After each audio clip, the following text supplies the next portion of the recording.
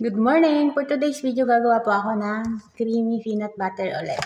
Meron ako dito isang kilo ng peanuts. Nagpapainit na ako ng cooking oil dito sa ating pan. Pero dapat yung oil hindi masyadong mainit para hindi masunog yung ating mga peanuts.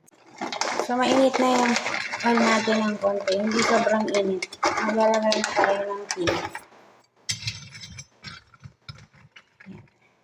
So guys, saglit lang siyang lutuin. Huwag niyo i-overcook yung peanut kasi hindi na siya maganda yung peanut butter kapag overcook.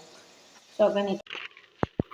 Ito na yung painitan nating peanut. Papalamigin natin siya bago balatan at isama yung ibang ingredients. So carry naman na yung init, balatan natin isa-isa yung ating mga peanut. Ganito, tatanggalin natin siya yung pinaka-skin na kulay. So guys, ito. Patuloy pa rin ako sa pagpapalit ng ating peanut. Ito na yung maliit. So, ito na nga yung peanut natin guys. Natanggal ko na yung mga balat niya. Very clean na siya.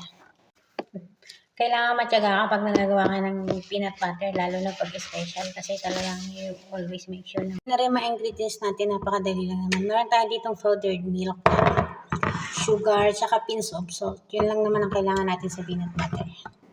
So guys, lumamig na yung ating mani. So, lalagay na tayo ng mga ingredients na iba.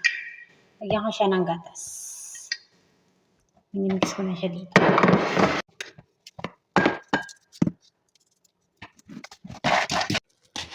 Coated na yung mixture natin ng milk, sugar, and a little pinch of salt. Malinis na blender. Lalagay na natin siya dito. So, ayan pa konti-konti lang. Dagdag na lang ng dagdag kapag nadudurog na. So, guys, ito na yung peanut butter natin. Medyo ano na siya. Pero hindi pa siya masyadong pino. I-blender pa natin siya. So, okay na siya. Na-blender ko na siya ng pinong-pino. Ito siya. Creamy!